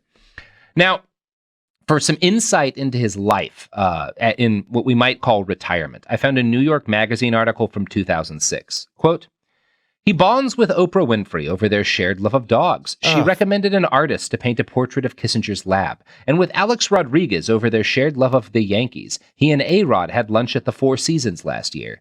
He and his wife of 32 years, Nancy McGinnis, spend every Christmas with close friends Oscar and Annette de la Renta in the Dominican Republic. Asked about the nature of that friendship, given the unlikely connection between a former statesman and a fashion mogul, Kissinger says, "They are dear friends of mine. They have no utility." I'm going to try to kill them. Yeah, I will kill them at some point. My plans to kill them soon. Can we finally agree that Oprah Winfrey is a fucking monster? Yeah, I mean, right? Oprah buddies with Henry K. Winfrey? Yes. I mean, yeah. Dr. Phil, yes. Dr. Oz, she creates I'm not going to stick around for any Dr. Oz shit talk, but the other ones you got me on. Don't forget John of God. Yeah, right under your Suharto tattoo, Gareth, is just Dr. Oz high-fiving Henry Kissinger. Now, to be honest, this is before he got his show, so I liked him early. This was just like aspirational, you know? Yeah, I didn't know. He's a great pal. So Kissinger became a New York socialite and was reputed to enjoy the city's social scene because, quote, Manhattan's social life is more generous than Washington's political life. He should not be allowed to pick where he wants to go out. I mean, he should have to get food raised to his cell in a bucket. It's the same thing as that, the Cook, was it David Cook, the one that just died? But it was the same thing. Yeah. Everyone just accepted him in those fucking circles. And it's like, no, he's a fucking monster. And then Charles Koch is the one who's was on a rehabilitation tour for 6 months. And major news outlets are reporting look, he recognizes they fucked up a little. It's like he feels bad. Yeah, he feels bad. I don't give a fuck. Yeah. Degenitalize him. So Kissinger was regularly, and I think probably still is, regularly seen on the arm of Barbara Walters, who calls him a loyal friend. And in fact, she was hanging out with Henry and his wife one night at a dinner party when Kissinger endured one of his few public shamings. It came courtesy as the only real hero of these episodes, ABC News anchor Peter Jennings, who sees Kissinger at a restaurant and is fucking enraged and screams out, "How does it feel to be a war criminal, Henry?" Nice. Oh, yes! Peter Jennings, baby! And of course, Peter Jennings is gone, so no longer do we get dies. that. Yeah. Kissinger probably invaded his lungs. Yeah. That should happen every restaurant he goes into. And to all these fucking people. Yeah, Jennings is basically the only person at Kissinger's social level who calls him out. And imagine, and I mean, he is a nightly news anchor on a major network. Imagine if you had that sort of vitriol pointed at some of these people that we have in present day, who are, again, not only allowed to walk around, but are still in spheres of power. Mm-hmm. But Dick, like we were saying about Dick Cheney, George W. Bush should not be in public. He should not be releasing thoughts on Russian invasion. No, he certainly shouldn't be fucking painting. Shocking. Yeah, he shouldn't be fucking getting mints. He shouldn't have fingers. No. His daughter should not be on the fucking Today Show. Like, I don't know. I like strawberry in my margarita. So I want to continue the story because we're not done with the story of Peter Jennings like calling Kissinger out at a restaurant. And to finish that tale, I'm going to quote from the New York Magazine again. The subject of Kissinger's past sins was very much in the air at the time. Judges in both France and Spain were seeking Kissinger for questioning as the long simmering debate over his connection to Chilean General Augusto Pinochet's brutal killing of dissidents in the 70s returned with a vengeance, not least in Christopher Hitchens' ringing indictment, The Trial of Henry Kissinger. These developments clearly rattled Kissinger, who had preemptively written a lengthy article for Foreign Affairs, decrying the dangerous legal precedent of using universal jurisdiction to try state actors for past actions, the same precedent under which German courts hope to try Donald Rumsfeld. The question by Peter Jennings, how does it feel to be a war criminal, stunned the dinner guests, who included Time Inc. editor Henry Grunwald, who also died last year. And former ABC chairman Thomas Murphy. Grunwald told Jennings the comment was unsuitable. Yeah, that's really an unsuitable thing to say. Was it as unsuitable as fucking bombing Cambodia? Like, Jesus fucking Christ. This is the thing. Manners. They care about manners. They don't care about all the fucking bodies. And to his credit, when like Grunwald is like, Peter, that's really unsuitable. Peter's like, I don't give a shit. He's a fucking war criminal. He doesn't say that exactly, but he says the emotional equivalent of that. It's such a bummer. Barbara Walters later said of the moment, I tried to change the subject, but it was a very uncomfortable moment. Let's talk about Kissinger's Cambodia. wife, reacted very strongly and hurt. Kissinger said nothing. Man, it really is like, you see this a lot when like protesters will go into events and they will, they'll have a message, they'll have signs, they'll have something orchestrated set up. And not only will the politician and the people on the politician's dais sort of be like, okay, but the people at the event will be the ones who are like, I'd like a congressional hearing. This isn't the time or place. This isn't the time. It's like, there's no time or fucking place. Yeah, where's the fucking time and place? What do you fucking expect? It's all we have at this point. That's the only thing you can really do is try to make them hate living in the world they're ruining. Yeah, it is a fucking mark of how fucked up any kind of accountability to the political classes in our society that the most consequence Henry Kissinger ever faces is Peter Jennings yelling at him once at a dinner party. A man who's been dead for 20 years, 15 years. I mean, when Sarah Huckabee Sanders was out to dinner and some people yelled at her, I mean, you saw both sides condemning it. Some fucking dudes yell at fucking Tucker Carlson from his lawn and it gets called terrorism. There are Republicans and Democrats who always condemn that sort of stuff. And it's not because people believe in public decorum. It's because they don't want it to show up on their fucking doorsteps. Right. They don't want like that shit to come back on them. Yes. And I'm sure if someone's going to point out Peter Jennings did something fucked up, he must have. He was in media for a very long time. He did 9/11. That was Peter Jennings. He flew those planes right into those towers. I'd forgotten about that, Gareth. Yeah, that's how he died. That's how he died. Yeah. But at fucking least he was there and didn't mince words. Just like, you're a war criminal, not like, how does it feel to be here where American boys are dying? But like, no, you did war crimes, Henry Kissinger. Fuck you. Someone has to say it. In his many decades worth of declining years, Henry has focused his remaining powers in an attempt to secure his legacy. In 2003, he opened up his White House archives to a British historian named Niall Ferguson, whose book, also just titled Kissinger, I've cited a few times in these episodes. Ferguson claimed his biography would, quote, provide a warts and all look at the man. But quotes he made about the relationship put the lie to that. And this is Ferguson like writing about how jazzed he is to be hanging out with Henry. I'm in Henry Kissinger's swimming pool talking about his meetings with Mao Zedong, thinking I must be dreaming. Shit in that pool. I know. Fucking hell, Niall. Everyone. Now, obviously, I have quoted from this biography because of the details, the information Kissinger provides about his early life. It is not without value. It's probably the most detailed look at his childhood we have. It also only goes up to 1968, which neatly avoids the most controversial moments of Kissinger's life, right? I mean, that's not great. Even when journalists... And now we end the story. And that was the end of Henry Kissinger. Blah, blah, blah. Even when journalists and historians that Henry hasn't authorized specifically interview him, they are likely to find themselves enraptured or at least tripped up by his clever wordplay. Bob Woodward, who first interviewed Kissinger in '74, wrote, He wants to control not just what he says, but people's perceptions of what he says. And it's kind of like one long book review where he is arguing with the reviewer of his book or his life or his policy. Seymour Hersh was more blunt in 1983 when he wrote, "He lies like most people breathe." Wow. Now, oh, yeah. The most comprehensive biography of Henry Kissinger, and the one if you're looking for just a book on Kissinger's influence in like the U.S. and how toxic it was, I recommend Kissinger's Shadow by Grandin. If you want an actual biography of Kissinger's whole life and time and power, I recommend Walter Isaacson's 1992 book Kissinger. I actually think Isaacson is too fair to Henry Kissinger, but even so, even though he clearly like does not wholly condemn the man, I find the book utterly damning, right? Like, the book condemns him even if Isaacson doesn't entirely do so. Even when you're not trying to fully condemn such a piece of shit, you have no choice. It's just impossible not to if you're accurate. Right. And I think Isaacson is pretty accurate. If you lay out the facts, that's it. Yeah. Now, the best thing I can say about Isaacson's book, Kissinger, is that Henry Kissinger himself complained endlessly about it. He whined to Isaacson's boss, Henry Grunwald, who defended Isaacson and said he felt the book was balanced and down the middle. Kissinger responded, "What right does that young man have to be balanced and down the middle about me?" I mean, wow.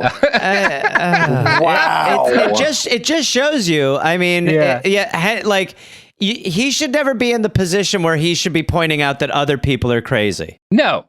Fuck, like, you don't get to say that, Henry. Yeah. No, ever. As New York Magazine notes, Kissinger denies that exchange ever happened.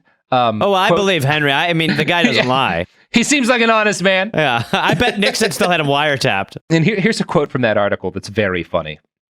"I've never read the Isaacson book," he says, then quickly clarifies. "I've read a few parts of the Isaacson book, which I didn't like, but I understand that there are many parts of the book that are very positive. I missed those," he says with a sly smile. That is so Trumpy. I know, it really is, right? Yeah. I didn't read it. I read parts 1 through 510. Yeah. Isaacson says Kissinger wrote him a series of letters contesting numerous passages. My view, and this is Isaacson, my view is that if Kissinger reread his own memoirs, he would be outraged that they did not treat him favorably enough. Wow. Kissinger... Who wrote this? You did. Yeah. Oh, fuck. That son of a bitch. I'm gonna get me. Kissinger claims to be unconcerned about his place in history. "I cannot affect my legacy," he says. And what does he think his legacy is? "I have no view," he says. "I can't control it by what I say. I tell him I don't believe him. You're not in your 80s yet," he replies. Now, a lot has been made about Kissinger's purported role in the invasion of Iraq. He did apparently urge Bush and Cheney to go through with it. I think crediting him specifically with having an impact on that is not realistic because this is Bush and Cheney. By the time they talked to Kissinger about this, they had made up their fucking minds. It's probably... He didn't push them into invading Iraq, It's similar when the Queens of the Stone Age have Dave Grohl on drums. Yeah. Yeah, exactly. He's a player for sure, but he's not writing all the songs. I mean, Josh Hommy's got this. Kissinger's definitely the Dave Grohl of the Bush administration. Yeah, right. Great drummer. And I think that rather than actually being a meaningful role in arranging consent for the invasion of Iraq, I think Kissinger was doing here what he always did. He was sucking up to powerful people to telling them what they wanted to hear. And the best example of this comes from 2008, when during a presidential debate, both John McCain and Barack Obama cited Kissinger as supporting their positions towards Iran. Both men held opposite views of what the U.S. should do in regards to that country. You might expect, and I don't think either of them is lying. I think they're both, because I think Kissinger just would be yeah, of course, that's the right call. That's absolutely. Great. So, what would the start date be, just so I can put it in my calendar? Good call, guys. That's great. You're both right. Yeah, we should invade them and leave them alone. Yeah. So, as a young law student at Yale, Hillary Clinton had taken part in outraged protests against Kissinger's bombing of Cambodia. As Secretary of State, she praised the astute observations he shared with her and wrote in a review of one of his books, "Kissinger is a friend." And again, the astute observations are Kissinger saying whatever she wanted to do was the right thing to do, right? That's why these people like him and think he's astute. He's not. I think he does today get kind of like looked at as this secret power pulling the strings. I think instead he's just like the ultimate kiss ass. He's just like, oh, you're in power now. Yeah, whatever you want to do is the good thing to do. Absolutely, right? You know, 100%. I would tell people, like, if you're young and you don't understand what it means to see Hillary Clinton standing there with Kissinger, it's no different than in 10 years if all of a sudden your Democrat candidate is standing next to Cheney. Yeah. You're like, what the fuck is going on? And I guarantee you that lost her. A bunch of people didn't vote for her because they saw her standing next to Kissinger. Yeah. I guarantee it. I guarantee it. And I think, though, when you're trying to talk about like his actual influence and like the fucked up things that have been happening in the last couple of decades, it's less in whatever advice he was giving politician A or B, and it's more in the way he shaped the way the U.S. government functions in terms of foreign policy.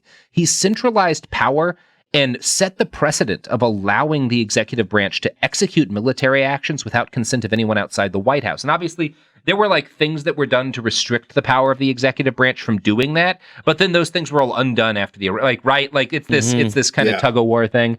But Kissinger, even though he did not set obviously the policy after 9/11 that expanded the executive government's ability to do military shit abroad, he did set the precedent of like how you would actually centralize power in that way within the executive.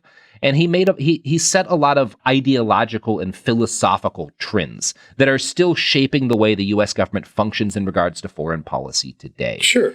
Yeah. And if you're looking for perhaps the most direct and succinct explanation for how Kissinger influenced the world of modern American politics, you can find it in this quote he himself wrote in 1963. "There are two kinds of realists, those who manipulate facts and those who create them. The West requires nothing so much as men able to create their own reality." Wow. Wow. What a fucking... Wow. To not be able to define realists in your two-tier definition of realism is absolutely delusional. Yeah, for neither of your definitions of realists to involve people who care about material reality. I heard you say in the first one, I was like, oh, and the second one's going to be realists. It's like, no. Neither one is realists. Nope. So that's Henry Kissinger. It's so unbelievable. And to what his legacy, like you're sort of saying, is not just directly connected to the things he's connected to. Because there was no prosecution for what Nixon did. No. And there's no prosecution for what Reagan did. And there's no prosecution because we never prosecute and we never actually hold any of these people accountable. You know, you do see the seeds of that flourish now. Like, you can invade.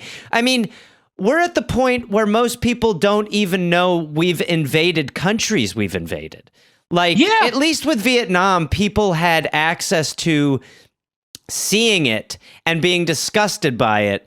And then under Bush, it was like, well, we're not going to show the coffins returning.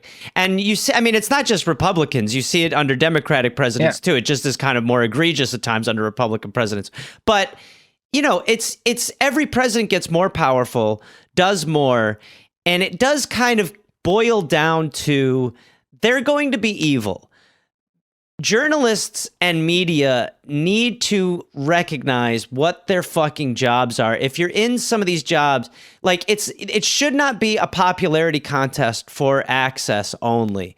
You should be beholden to doing good and making these people held accountable, because it's so relevant in what you're talking about with Kissinger that they just let the access to him, because he became a popular figure, completely blind them as to what was actually going on. Well, it's actually worse than not punishing them. Remember when Obama was elected, everyone was like, these guys have to be tried for war crimes. Yeah.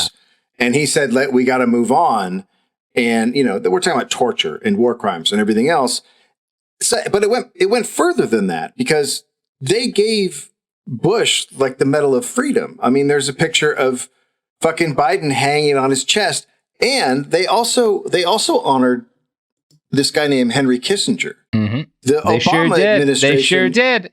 Honored him. So it's beyond not doing anything. Yeah. Well, it's not even just him. I mean, it's systemic. It's just And you know what? If you are one of these people, if you are a fucking anchor at CNN, like if you're Jim Acosta, think of how fucking popular you would be if you did just start using your access to just be like Peter Jennings. Like, be like Jennings here. We are craving this fucking figure. But they would be immediately fired. I mean, they would never get to talk to these guys again. They would be. But you would also, I mean, having even a moment of that would carry your career. Like, if we had that Peter Jennings shit now, it would go so viral and people would talk about that person endlessly that, I mean, it's like when, when billionaires started competing over being philanthropists, you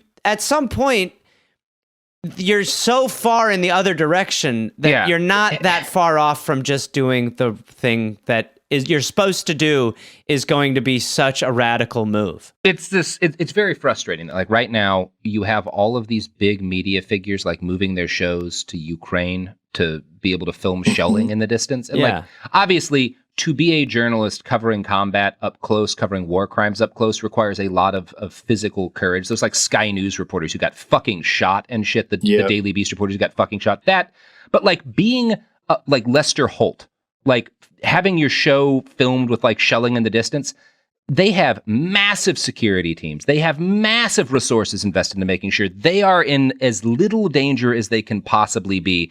And more than anything, they are out there and doing it for the fucking clout, because that is easy to like pills like I'm brave.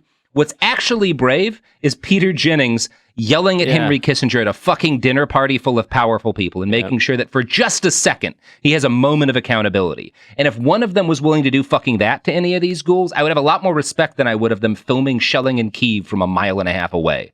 Yeah, look, there was Wolf Blitzer, who during the first Gulf War put on a helmet and was in Saudi Arabia where Scud missiles were flying, and saying how in danger he was. At the same time, there were journalists, American journalists, in the fucking Baghdad hotel being shot at and rocketed by American troops. And those guys didn't work anymore. And Wolf Blitzer got his own TV show on CNN. Or Brian Williams when he was like the way that he embellished his story about like getting off of a helicopter and taking RPG fire. I mean, I don't know. We could use another Jennings or two, at least in this regard. Yeah, I mean, it's hard because it's like, what would you? I mean, what would like you're like we want a politician for the people, and it's that's what you wish for. But you're like the step first is to just have these people vilified for the things they should be vilified for. Yeah, it would be nice if there was a journalist. That's the end of the thought.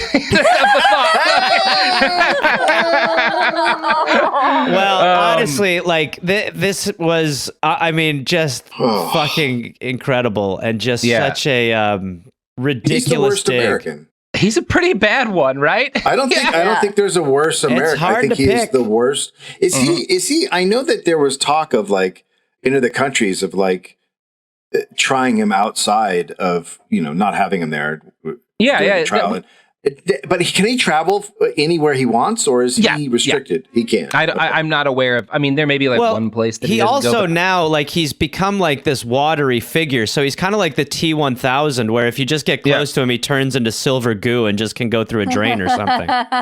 You can't put a handcuff around a pile of watery goo. I mean, he is a big part. Like he argues vociferously for why like Rumsfeld shouldn't be able to be charged in, I think, Germany it is, but and he's doing it like selfishly again. Shocking. Then it would put Kissinger in danger, right? Like he's not doing it out of loyalty to Rummy, who he probably hates at this point. Although I don't know that Kissinger can take things personally, actually. So maybe like I don't know. Like he's like the Bill Walsh coaching tree of war criminals. Yeah. I don't know what that means. Well, Bill Walsh coached the 49ers and invented the West Coast offense, and you just see the ripple effect through the NFL for generations and decades. Yeah, it changed football. it just changed everything. And it's like, that's what he did. He just was the guy who was like, I came up with a new offense. And it's like, everyone's just reading off of that playbook and tweaking it. Yeah. That's a sports reference, Robert, FYI. Robert, football is when... Okay, Robert, that's the title of this episode. Henry Kissinger, that guy Gareth said of football, but of politics. I liked the two the preceded your I don't know who that guy is. Yeah, no, I have no idea. Yeah. Hey, who is that? Yeah. It's like it's like in basketball when Phil Jackson made the triangle offense. Bingo. That's somebody. Yeah, triangle diplomacy. It's like the triangle thing. Yeah, yes, absolutely. Robert's there we go. Yeah. Robert's like, all right, a triangle. Yeah, okay. And offense is the opposite of defense, right? That's right. That's what everyone says. That's what everyone says. Yeah. In my opinion, it definitely is. You know, the team with the most points wins. Yeah. Well, for sure. That's going to be critical. Yeah, absolutely. And, when the overtime gets a first down, that's causing a problem. Don't even finish it. You've nailed it already. No, you stuck absolutely. The landing. 3-pointer. Absolutely. That's right. 100%. A 3-point touchdown for Robert. Let's go, Globetrotters. Well, honestly, thank you for allowing us to enter your dojo and mess around for a little while. I don't know if thank you is the right. I thank you. Probably. I thank you not. for listening to me read 31,000 words about Henry Kissinger.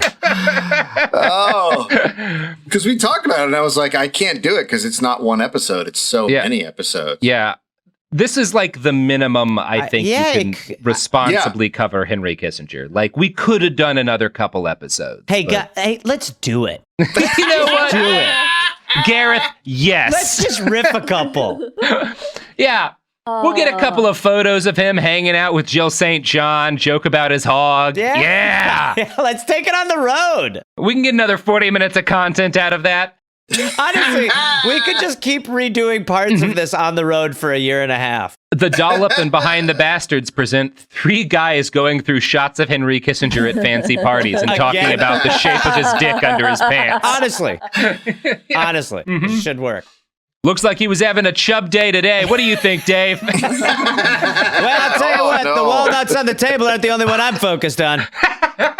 Look at those tennis shorts. This is how we make our millions. Well,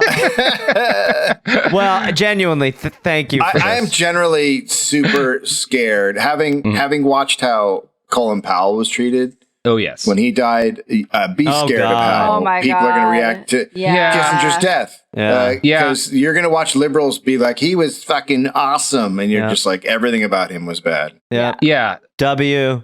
It'll be fun. Any pluggables at the end here? Sure, yeah. Listen, absolutely. Well, first of all, we've got the Kissinger. We should do Kissinger live, and we should use the Kiss font. And we should also wear like the Kiss makeup, and we should just do Kissinger. We will be in Australia and America, the best country on earth. We'll be in Australia in the middle of April to May. You can go to dolloppodcast.com for all that information. We're all over the place. And then I am doing stand-up in Australia and also over the summer. So you can go to GarethReynolds.com for all that information. And you can follow us on social medias with our I'm at Reynolds Gareth. Dave's at Dave_Anthony on Instagram. I'm at Reynolds Gareth on Twitter. Dave's at Dave Anthony on Twitter. And woo! All right. Thank you for having us again, motherfuckers. Sophie and Robert. Yeah. Everyone go pray for Henry Kissinger's painful demise. Yes. Yeah, let's all hope that Tim Allen takes him out somehow. He smuggles coke into a party Kissinger's at, and it just blows out the old man's heart. Or he just starts doing War Improvement with Kissinger as his character. Amazing. Yeah, Kissinger would be the owl. He's the owl. Right. No, you gotta bomb Cambodia, Tim. All right. That's a note there. Behind the Bastards is a production of Cool Zone Media. For more from Cool Zone Media, visit our website, coolzonemedia.com, or check us out on the iHeartRadio app, Apple Podcasts, or wherever you get your podcasts.